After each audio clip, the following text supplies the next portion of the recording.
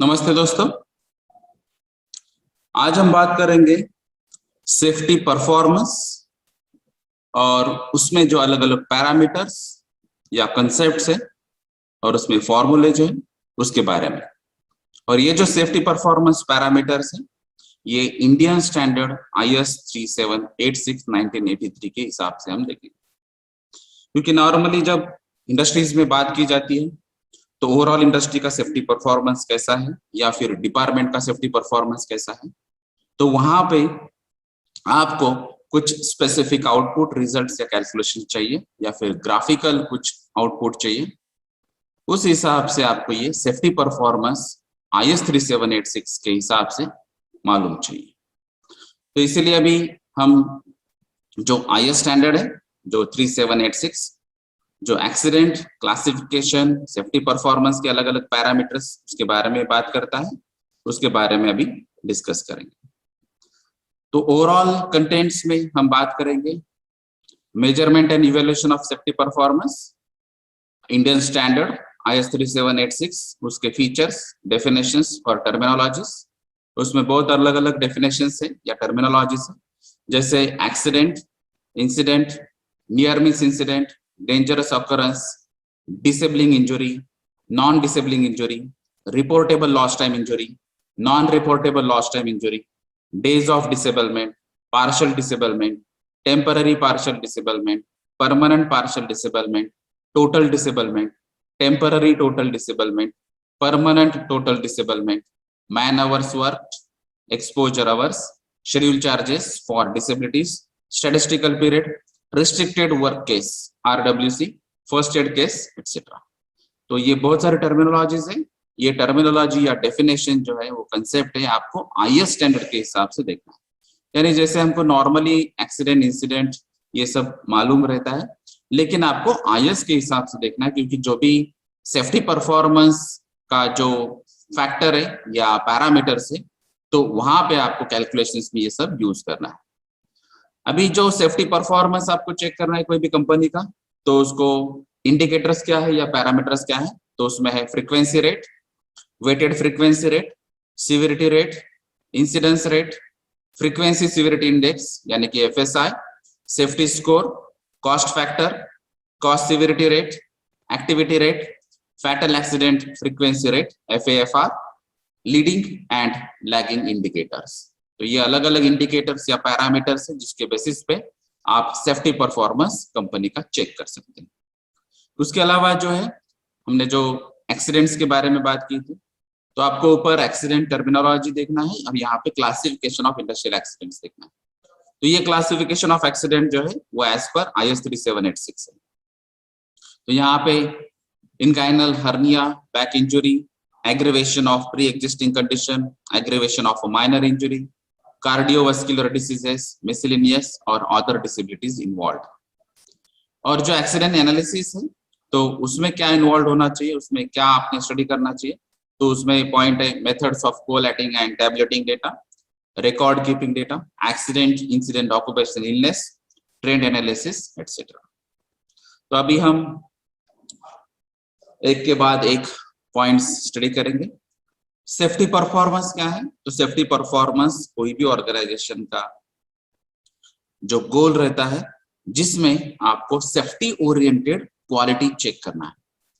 तो यहाँ पे क्वालिटी ऑफ मैनेजमेंट जो है वो safety point of view, generally हम जब बात करते हैं तो क्वालिटी प्रोडक्ट की भी होती सी, या फिर रॉ मटेरियल की क्वालिटी होती है, या फिर जो मैन पावर है उनके हिसाब से क्वालिटी रहती है, मशीनरीज की क्वालिटी रहती है। यहाँ पे आपको सेफ्टी ध्यान में रखना है और उसी हिसाब से क्वालिटी ऑफ मैनेजमेंट चेक करना है। तो जो भी क्वालिटी आपकी सेफ्टी ओरिएंटेड रहेगी, जो भी लेवल रहेगी, वो हिसाब से जो परफॉर्मेंस मिलेगा उसको हम सेफ्टी परफॉर्मेंस कहेंगे। अभी जो सेफ्टी परफॉर्मेंस में अगर आप देखेंगे तो उसमें बहुत सारे एलिमेंट्स है, उसमें ड्यू पॉइंट के हिसाब से ये इंपॉर्टेंट एलिमेंट्स जैसे कि good management, efficient operations, good quality, minimal losses, good profits, high employee morale, goodwill और गुड पब्लिक इमेज। तो ये अलग अलग पैरामीटर्स है जिसके बेसिस पे आप सेफ्टी परफॉर्मेंस चेक कर सकते हैं। तो ये है ड्यू पॉइंट के हिसाब से। अभी आप ओवरऑल अगर स्टडी करेंगे सेफ्टी का और सेफ्टी परफॉर्मेंस ओरिएंटेड, तो आपको ये सिंपल क्लोज लूप साइकिल मालूम है, जहां पे आपको occupational health and safety policy पढ़ना है, यहाँ पे प्रिपेयर करना है, उस हिसाब से आपको फिर अलग अलग स्टेप्स में उसका प्लानिंग करना है। तो ये प्लानिंग होने के बाद आपको ये इम्प्लीमेंट करना है और इम्प्लीमेंटेशन के साथ ऑपरेट भी करना है। तो जो भी आपकी पॉलिसी डिसाइड होगी, जहां पे फोकस रहेगा आपका ऑक्यूपेशनल हेल्थ एंड सेफ्टी, तो ये पॉलिसी के हिसाब से स्टेप्स के प्लानिंग होगी, फिर उसका इम्प्लीमेंटेशन या एग्जीक्यूशन होगा, और फिर जो भी इम्प्लीमेंटेशन हुआ है या एग्जीक्यूशन हुआ है उसका फिर से सुपरविजन या इंस्पेक्शन या चेकिंग होगा। तो जो भी चेकिंग होगा वहां पे उसके बेसिस पे आपको कुछ करेक्टिव एक्शंस या प्रिवेंटिव एक्शन बताए जाएंगे, चाहे वो इंटरनल ऑडिट से हो, एक्सटर्नल ऑडिट से हो, या फिर कोई थर्ड पार्टी ऑडिट से हो, या फिर कोई जनरल चेकिंग या इंस्पेक्शन जो भी आपका मैनेजर या सुपरवाइजर करता है उसके थ्रू हो। तो यहाँ पे इनपुट्स आना जरूरी है, क्योंकि जो भी आपने पॉलिसी फाइनलाइज की है, जो भी प्लानिंग की है, उसका ठीक तरह से इम्प्लीमेंटेशन हुआ है या नहीं, या फिर जो पॉलिसी आपने डिसाइड की वो पॉलिसी में कुछ लूप होल्स है, तो वहां पे वो लूप होल्स पे आपको ध्यान देना पड़ेगा, और उसी हिसाब से फिर आपको प्रिवेंटिव एक्शंस भी लेनी पड़ेगी। अगर इन केस पॉलिसी में डिसाइड किया है, प्लानिंग में भी पॉइंट्स आ चुके हैं, लेकिन इम्प्लीमेंटेशन या एग्जीक्यूशन के टाइम में अगर प्रॉब्लम आता है, तो वहां पे आपको करेक्टिव एक्शन लेना पड़ेगा। तो करेक्टिव एक्शन चाहे वो रेक्टिफिकेशन हो सकता है, मॉडिफिकेशन हो सकता है, या फिर कोई मैन पावर में चेंज हो सकता है, या फिर कोई सीक्वेंस में चेंज हो सकता है, या फिर कोई जो पर्सनल प्रोटेक्टिव इक्विपमेंट या सेफ्टी ऑपरेटिंग प्रोसीजर या स्टैंडर्ड ऑपरेटिंग प्रोसीजर जो है, जो आपने बताई है फाइनलाइज की है, शायद उसमें भी करेक्शन हो सकता है। तो ये ओवरऑल आपको चेकिंग करना है, फिर मैनेजमेंट के रिव्यूज लेना है कि हमने ये occupational health and safety policy finalise की थी, जो आपसे रिव्यू हो चुकी है, उसके बाद में हमने ये प्लानिंग किया था, इम्प्लीमेंटेशन किया था, और उसके बाद में ये ऑपरेशन स्टार्ट किया है, और उसके बाद में जो भी चेकिंग, इंस्पेक्शन या सुपरविजन हुआ है, उसके बाद में अभी हमने करेक्टिव एक्शंस और प्रिवेंटिव एक्शंस के लिए लोगों को बताया है। तो यहाँ पे आपका रिव्यू क्या है।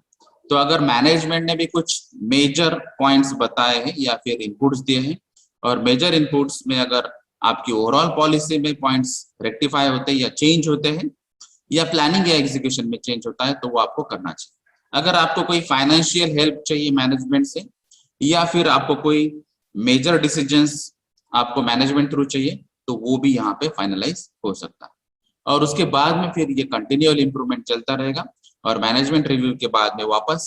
OHS पॉलिसी पे आपको ध्यान देना है। अगर इसमें कुछ रेक्टिफिकेशन, मॉडिफिकेशन या करेक्शंस करने हैं तो वो भी करेंगे, और उसके बाद में ये साइकिल कंटिन्यू रहेगा, इसीलिए इसको कंटिन्यूअल इंप्रूवमेंट कहते हैं। तो ये ओवरऑल सेफ्टी का, एनवायरमेंट का, क्वालिटी का, सभी जगह आपको ये ओवरऑल क्लोज लूप साइकिल बनाना है, जहां पे आपको कंटिन्यूअल इंप्रूवमेंट करना है। अभी इसी को ध्यान में रखते हुए अगर आप यहाँ पे देखेंगे तो ये ग्राफ में इंसिडेंस रेट वर्सेस टाइम है। तो इंसिडेंट जो है, तो वो इंसिडेंट्स का रेट कैसे होता है, जैसे यहाँ पे अगर टेक्नोलॉजी एंड स्टैंडर्ड्स आप देखेंगे,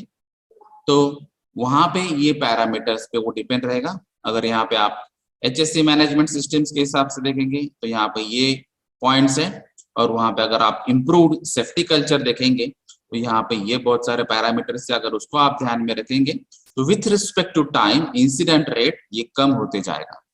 यानी कि अगर आप सिर्फ टेक्नोलॉजी और स्टैंडर्ड्स को फोकस करेंगे तो शायद वहां पे इंसिडेंट्स का रेट ज्यादा हो सकता है।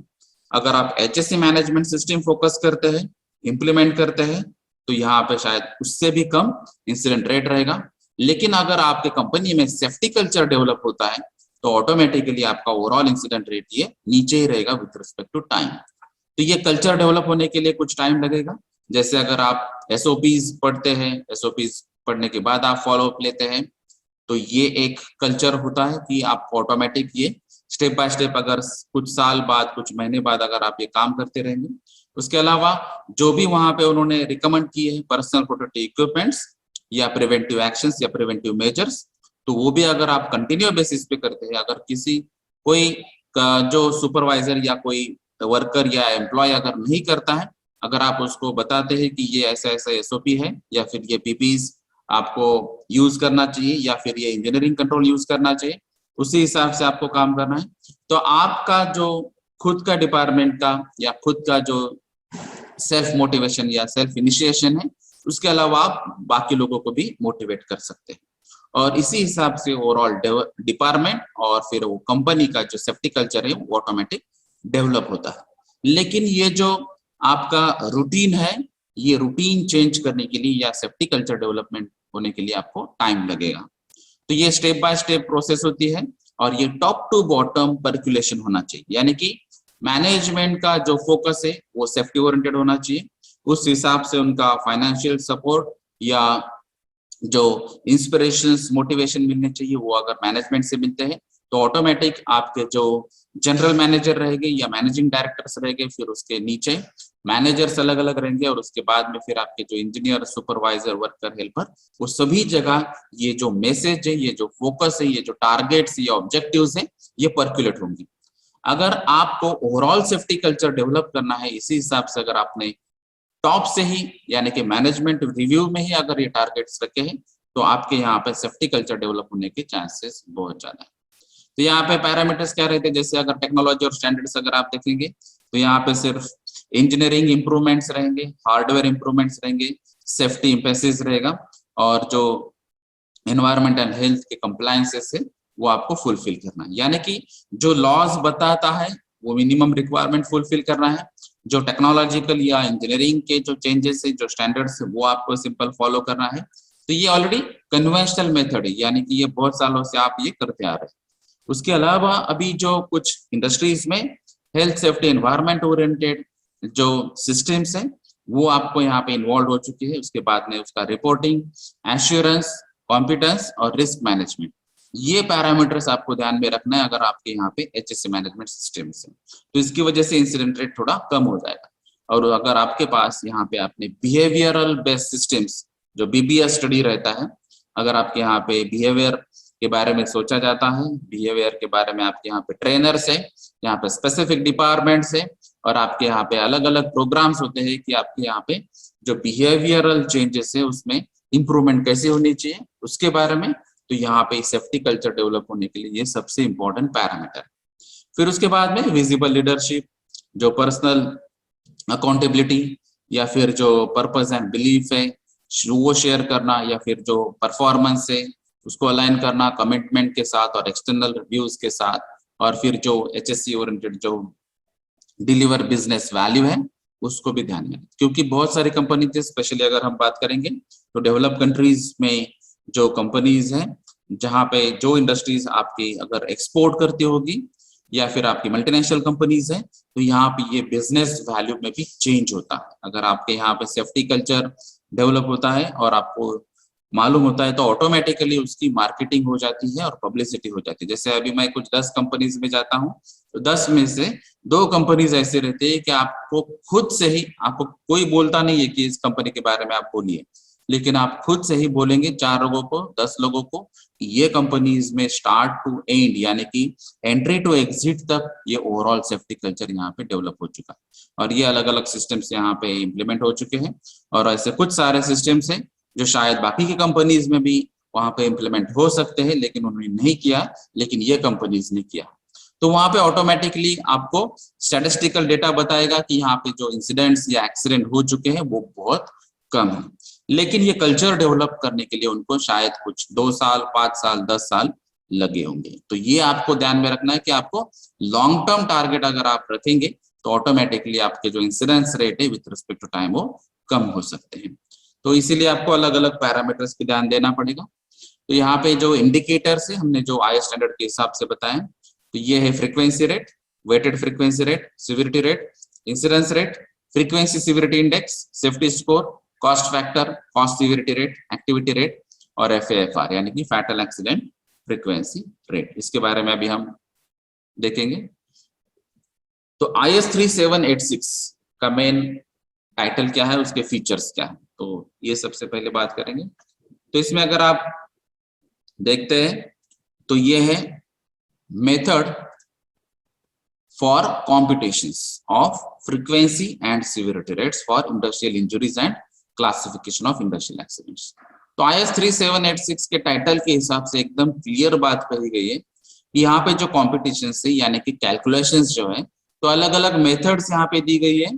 कैलकुलेशंस के लिए क्या कैलकुलेशंस करना है आपको, तो फ्रीक्वेंसी रेट कैलकुलेशन करना है, सीवियरिटी रेट कैलकुलेशन करना है, और इसके रिलेटेड जो भी आपके अलग अलग पैरामीटर्स होंगे उसके बारे में आपको कैलकुलेशंस बताना है। तो यहाँ पे एक्सीडेंट की या इंसिडेंट की फ्रीक्वेंसी कितनी होती है, उसकी सीवियरिटी कितनी होती है, उसका रेट कैसे होता है, और फिर उसके रिलेटेड और कुछ अलग पैरामीटर्स क्या होते हैं, तो उसके अलग अलग मेथड्स यहाँ पे आपको बताना है। उसके अलावा जो इंजरीज के बारे में या एक्सीडेंट्स के बारे में है, तो उसका क्लासिफिकेशन क्या होना चाहिए, तो यहाँ पर भी IS 3786 आपको ये डिटेल में बताता है कि आपके इंडस्ट्रियल के एक्सीडेंट जो होते हैं, तो वो इंडस्ट्रियल एक्सीडेंट का क्लासिफिकेशन किस क्लासिफिकेशन में आता है, और उस हिसाब से आपको फिर एक्शन क्या लेनी चाहिए। तो ये एक्चुअली IS 3786 जो है वो सबसे पहले 1966 में स्टार्ट हुआ था, और उसके बाद में मेजर जो रिवीजन थी वो थी 1983। इसका मेन ऑब्जेक्टिव था कि आपके यहाँ पे इंसिडेंट जो होते हैं या एक्सीडेंट्स होते हैं, तो वो एक्सीडेंट को प्रिवेंट करना, ये सबसे मेन ऑब्जेक्टिव है। तो अगर आपको एक्सीडेंट को प्रिवेंट करना है तो आप क्या कर सकते हैं, तो आपको सेफ्टी परफॉर्मेंस चेक करना चाहिए, और सेफ्टी परफॉर्मेंस आपको कंपेयर भी करना चाहिए। तो इसमें अलग अलग कंपैरिजन हो सकते हैं, जैसे कि अगर आपने आपकी कंपनी का ही कंपैरिजन लिया, तो 2020-21 में सेफ्टी परफॉर्मेंस क्या है कंपनी का, और 2019-20 में सेफ्टी परफॉर्मेंस क्या है, ये कंपैरिजन हो सकता है। अगर आपको 5 साल में आपको खुद को ही कंपेयर करना है, तो आप 5 साल में सेफ्टी परफॉर्मेंस आपके कंपनीज के क्या है, और इस साल का सेफ्टी परफॉर्मेंस क्या है, ये भी चेक कर सकते हैं, या फिर 10 साल का कर सकते हैं। और उसी हिसाब से अलग कंपैरिजन ऐसे भी होते हैं, अगर आपकी कंपनी का कोई सिस्टम कंपनी है, जैसे सेम कंपनी है Mahindra and Mahindra plant 1, Mahindra and Mahindra plant 2, तो यहाँ पे आप प्लांट 1 और प्लांट 2 से भी कंपैरिजन कर सकते हैं, और उसके बेसिस पे जो भी इंप्रूवमेंट वाले स्टेप्स है, जो करेक्टिव मेजर्स है, उसको पहले आपको अडॉप्ट करना है। तो यहाँ पे जो वर्स्ट केसेस है, नेगेटिव केसेस है, उस पे आपको फोकस नहीं करना है, तो जहाँ पे नेगेटिव पॉइंट्स है उसको आपको करेक्ट करना है, इंप्रूव करना है, और वो इंप्रूवमेंट करने के लिए आपको अलग अलग क्या क्या पैरामीटर्स ध्यान में रखना है। इसके लिए आपको सबसे पहले ये पैरामीटर्स जो कैलकुलेशन है वो कैलकुलेशंस करना पड़ेंगे, और उस बेसिस पे आप बता सकते हैं कि आपके यहाँ पे एक्सीडेंट की फ्रीक्वेंसी ज्यादा है, या फिर आपके यहाँ पे एक्सीडेंट की फ्रीक्वेंसी शायद कम है, लेकिन जो भी एक्सीडेंट होते हैं वो सीवियरिटी हायर साइड में रहते हैं। तो ये अलग अलग ऐसे कंपैरिजन हो सकते हैं, प्लांट में भी कंपैरिजन हो सकता है, या फिर अगर आप देखेंगे कि महिंद्रा एंड महिंद्रा भी ऑटोमेटिव सेक्टर में है, या फिर टाटा भी ऑटोमेटिव सेक्टर में, तो महिंद्रा प्लांट और टाटा मोटर का जो सिमिलर प्लांट है उसमें भी आप सेफ्टी परफॉर्मेंस कंपेयर कर सकते हैं। तो इसीलिए ऐसे अलग अलग लोकल लेवल पे या स्टेट लेवल पे, नेशनल लेवल पे या इंटरनेशनल लेवल पे भी अलग अलग कॉम्पिटिशन्स रहती है, जहां पे आपका सेफ्टी परफॉर्मेंस मेजर होता है, और वो सेफ्टी परफॉर्मेंस के बेसिस पे आपको अवार्ड्स भी दिए जाते हैं। अभी ये अवार्ड इंपॉर्टेंट नहीं है, लेकिन इंपॉर्टेंट क्या है कि आपने एटलीस्ट सेफ्टी परफॉर्मेंस चेक करना चाहिए, कैलकुलेशंस करना चाहिए, और जो भी स्टेप्स बाकी कंपनीज ले लिए, यानी कि जो भी अभी सेफ्टी परफॉर्मेंस कंपैरिजन में या कॉम्पिटिशन्स में जो फर्स्ट या सेकंड आता है, तो वहां पे उनके अच्छे यानी कि बेस्ट प्रैक्टिसेस क्या है, वो बेस्ट प्रैक्टिसेस आपको अडॉप्ट करनी चाहिए।